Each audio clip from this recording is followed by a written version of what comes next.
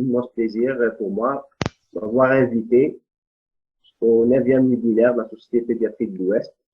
Je vous présente un thème sur la prise en charge d'une ectopie testiculaire. Donc, c'est un motif fréquent de consultation. Le pronostic, il est double parce qu'il se joue sur la fertilité et un risque de cancérisation. Nous allons essayer de répondre à certaines questions, surtout le rôle de l'hormonothérapie dans le traitement médical,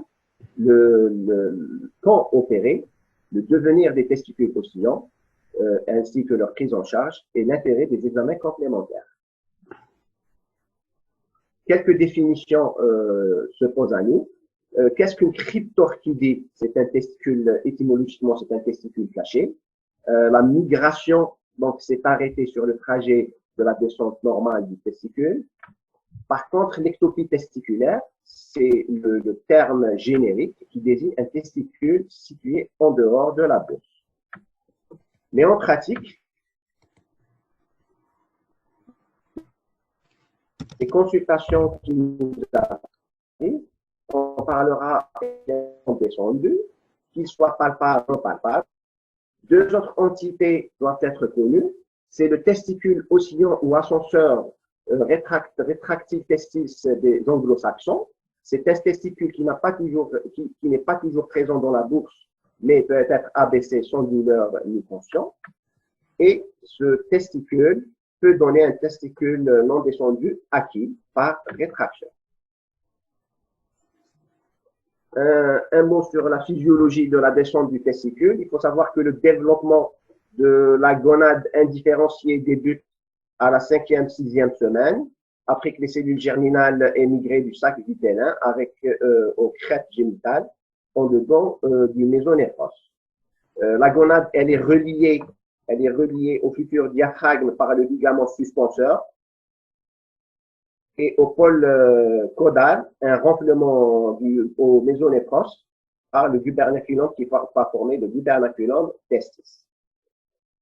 Donc deux phases de la migration de testicules. Nous avons une migration transabdominale qui débute de la 8e à la 15e semaine et une migration transinguinale de la 26e à la 40e semaine. Donc, cette migration est assurée et sous la dépendance hormonale. Donc, les facteurs hormonaux sont essentiellement l'hormone antimillérienne, l'androgène et l'insuline-like facteur 3. L'hormone antimillérienne, un taux bas va entraîner des cryptorchides. L'altération des cellules de certodie primitive ou secondaire à la cryptorchidie, le dépôt d'action de l'AMH par mutation de son gène ou du gène de son récepteur a pour conséquence une persistance des structures millériennes qui normalement disparaissent entre la 8e et la 10e semaine, et l'absence de descente testiculaire probablement par fixation du testicule à la tente de Fallot. Les androgènes, il faut savoir que pour qu'il y ait l'abaissement du testicule, une descente du testicule, il faut qu'il y ait l'intégrité de l'axe hypothalamus-hypophyse-testicule. Il permet la régression du ligament suspenseur, migration abdominale. Il permet la migration du gubernaculum, c'est la migration inguinoscrotale.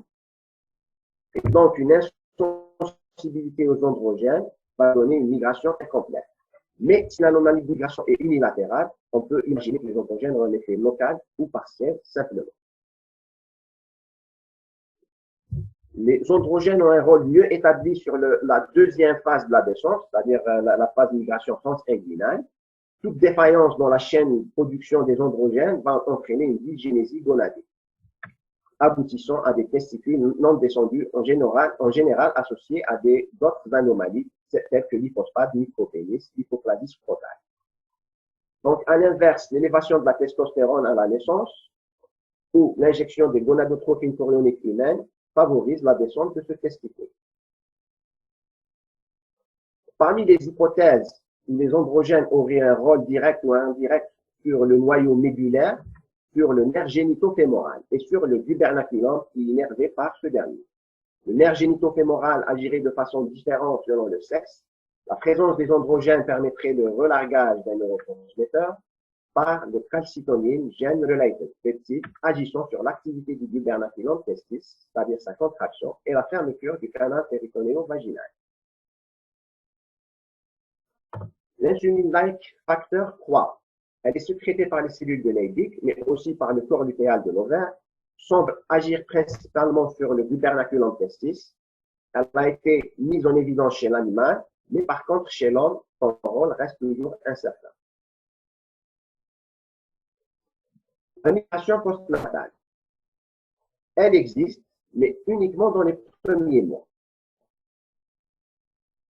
Selon Hamza, 46% des nouveau-nés avec testicules non descendus auront une migration spontanée, mais jamais au-delà de 6 mois. Donc, une physiopathologie du testicule descendu, elle est très vaste. Majorité des patients, la cause est non reconnue. On peut la diviser en hormonale, neurologique, mécanique et des causes inconnues.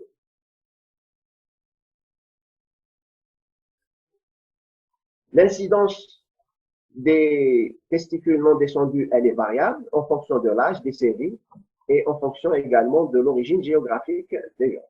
Elle est de 1 à 3,6%, donc 3 à 5% à la naissance, peut descendre 2% après 6 mois. Un testicule non descendu est unilatéral dans 90% des cas, avec une prédominance à droite dans 70% des cas, bilatéral dans 10% des cas. 20% des testicules non descendus sont non palpables. Parmi les facteurs de risque, la prématurité et le petit poids de naissance semblent être des facteurs de risque importants. L'hérédité, elle est retrouvée dans 14% des cas. Et des facteurs de risque, surtout environnementaux, où l'incidence des cryptorchides augmente dans les pays industrialisés, elle est multipliée par 2. Mais en Algérie, c'est un pays en voie de développement. Ceci a été également observé pour les images en testicules, l'opération du thermogramme. D'où ceci nous dit qu'il y a des facteurs toxiques environnementaux. Parmi ces facteurs, nous avons surtout les œstrogènes, donc les contraceptifs oraux, les pesticides, le plastique, les produits chimiques, le tabac, et actuellement l'aide à la procréation par insémination intra-utérine. Tout ceci nous amène à dire sur la conséquence de la non-descente du testicule. Elle favorise une mauvaise position du testicule et surtout l'hyperthermie. Ces deux constantes vont donner une altération de la spermatogénèse et un mauvais développement du testicule. Un abaissement précoce avant l'âge de 2 ans limite ces conséquences.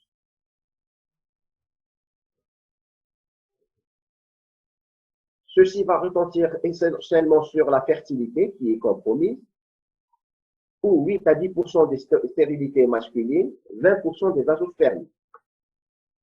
Mais avec un taux de stérilité pratiquement de 100% dans les anomalies bilatérales non opérées. Le risque de stérilité peut être lié à la réduction du nombre de cellules germinales, au retard de processus de maturation des gonocytes, à des anomalies anatomiques, en particulier de connexion entre testicules et épididyme. La fonction endocrine, elle est précisée surtout par la diminution du volume du testicule, la taille, qui est diminuée chez le grand enfant et chez l'adulte, et le dosage d'hormones folliculostimulantes, d'inhibine P, qui reflète la fonction des cellules de Sertoli, où celle-ci, elle est diminuée. Monsieur Hamid, peux-tu te rapprocher du micro? On ne t'entend pas très bien. Oui.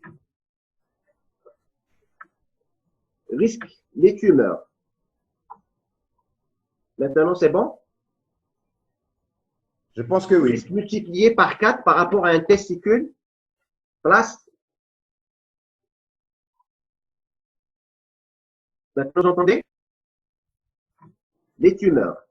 Le risque, il est multiplié par 4 par rapport à un testicule à sa place normale à la naissance. Sont dépendants de l'âge de l'abaissement, plus fréquent si l'abaissement après 12 ans, mais Si l'abaissement est avant 2 ans, elle n'est pas connue.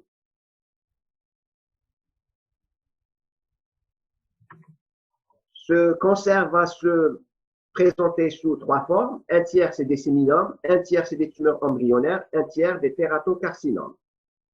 Sur un testicule non abaissé, il y a une augmentation des séminomes qui représente pratiquement 3/4.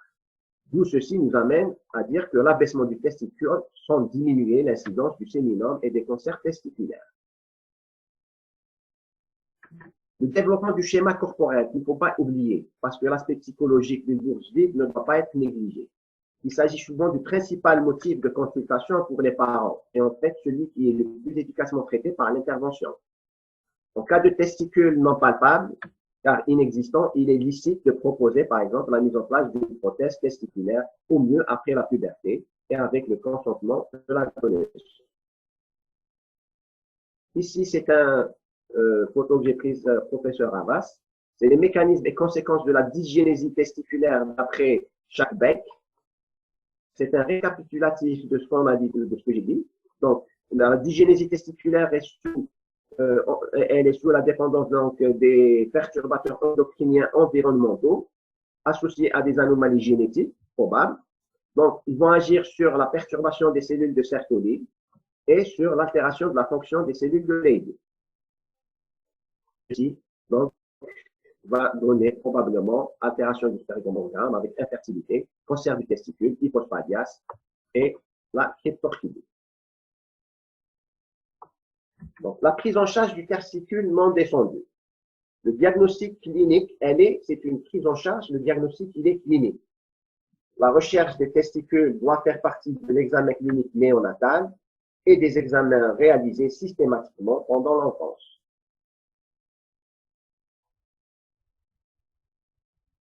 L'interrogatoire des parents pour savoir si l'un ou l'autre des testicules a déjà été constaté ou non dans le scrotum.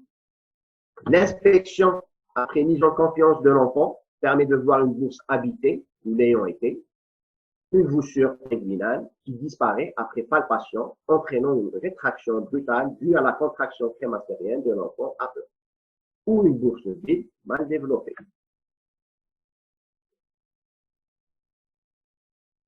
L'examen clinique. La palpation est faite après relâchement de la paroi abdominale en faisant écarter les cuisses en demi-flexion chez un enfant détendu. Le testicule est bloqué par la main gauche, la main droite le palpant et le faisant montrer sous la paroi abdominale. Donc, elle apprécie la situation du testicule, sa taille, pensez aux ectopies périnéales et fémorales, et en cas de doute, il faut refaire l'examen.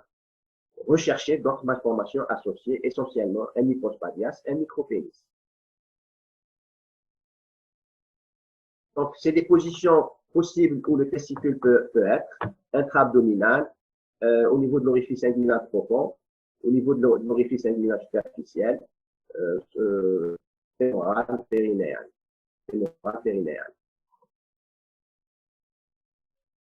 Le testicule oscillant, qui est une entité des anglo-saxons, c'est un testicule qui remonte sous l'effet de la contraction du crémaster, mais ça baisse lorsque le patient il est bien détendu et relâché.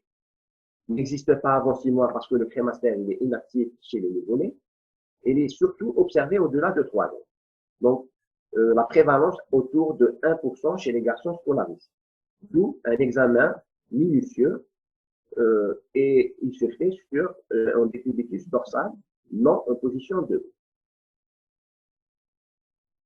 Donc, peut-être à l'origine des réactions plus importantes, ce qui pourrait expliquer les formes secondaires d'anomalies de position du testicule, l'évolution souvent favorable avec une stabilisation du testicule à l'approche de la puberté.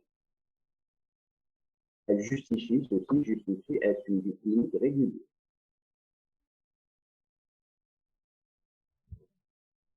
Pour les testicules non palpables unilatérales, ils représentent à peu près 15 à 20% des cas.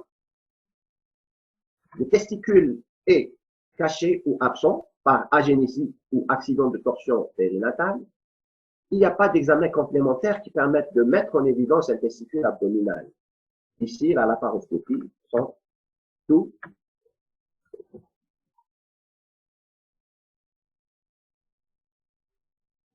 Un testicule non palpable bilatéral, donc c'est souvent une cryptorchidie abdominale, parfois favorisée par des syndromes comme le Prader-Willi ou le Smith-Lemlin-Opitz. Une orchidie bilatérale, elle est plus rarement. Anomalie habituellement dépistée à la naissance. Ceci nous amène à dire que, à la naissance, ne pas méconnaître une forme très virilisée d'hyperplasie congénitale des séries rénales. Ceci nous amène à demander des bilans biologiques, à savoir le cariotype, le dosage de 17-hydroxyprogestérone. Un prélèvement sanguin dans les 24-48 premières heures pour le dosage de la testostérone et de l'AMH.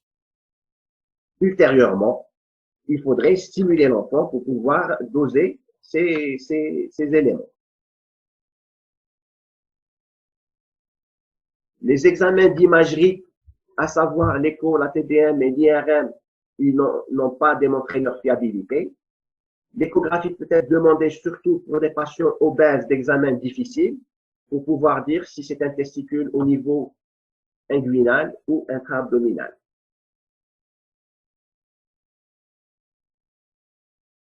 Le traitement.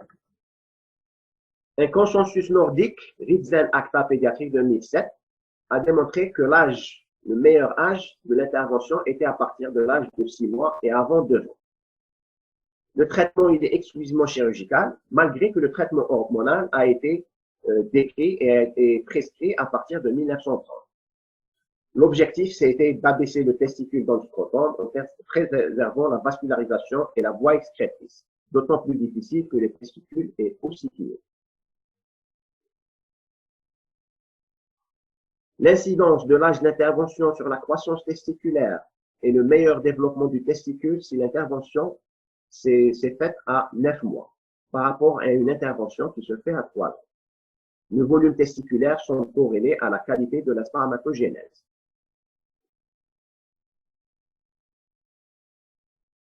Un mot sur le traitement hormonal, malgré qu'il est peu employé actuellement, il est efficacité inconstante, abandonné pratiquement, vu ses effets secondaires.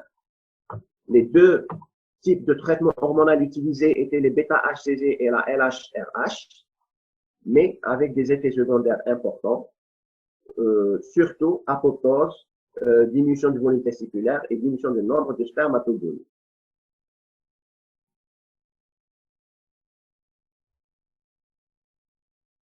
Pour le testicule palpable, l'orchidopexie par voie inguinale avec création d'une logette sous-cutanée scrotale est la technique de référence. Pour les testicules non palpables, le traitement comporte 2 étapes. Le traitement, premièrement, l'étape diagnostique et secondairement, l'étape du traitement, qui est généralement réalisée dans le même temps. L'étape diagnostique, là, c'est surtout la laparoscopie qui prend tout son essor. Elle permet un diagnostic de la malformation. 4 découvertes sont possibles, soit un testicule abdominal, un canal péritonéo-vaginal ouvert sans testicule, c'est le testicule canalaire, un petit pédicule vasculaire spermatique sans testicule à sa terminaison, un cordon spermatique s'engageant dans le canal inguinal et canal péritonéo-vaginal fermé.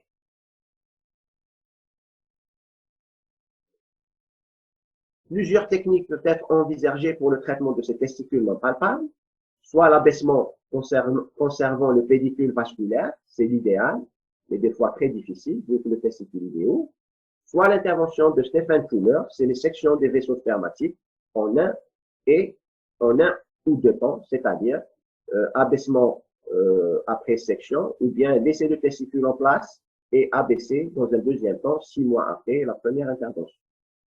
Les anastomoses vasculaires, c'est de la microchirurgie qui est quand même très difficile. Ici, c'est un art décisionnel pour l'organigramme proposé dans la prise en charge d'un testicule non descendu. Donc, soit on est devant un testicule qui est abaissable sans tension, ce qu'on appelle le testicule ascenseur, donc une testicule oscillant, nécessite simplement une surveillance annuelle, soit l'abaissement avec tension au moins un palpable sans anomalie des organes génitaux externes, et à ce moment-là, l'intervention, elle est indiqué. Le meilleur âge est entre 9, ici c'est 6 mois et 2 ans.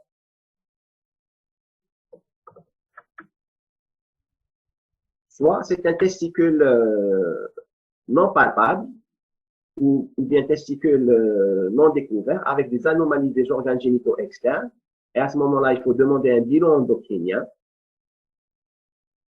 Après le bilan endocrinien, proposer l'intervention. Généralement, c'est la laparoscopie dans les non palpables. En conclusion, cryptorchidie égale maladie endocrinienne syndromique d'étiologie génétique, hormonale, environnementale, malformative, plus de traitement médicamenteux. La chirurgie entre 1 et 2 ans est le meilleur moment pour sauver le testicule. La cryptorchidie non palpable, c'est la laparoscopie. Elle est bilatérale, toujours penser à une ambiguïté sexuelle. Je vous remercie. Merci, monsieur Hamido. Allah yahfadek, la tek saha.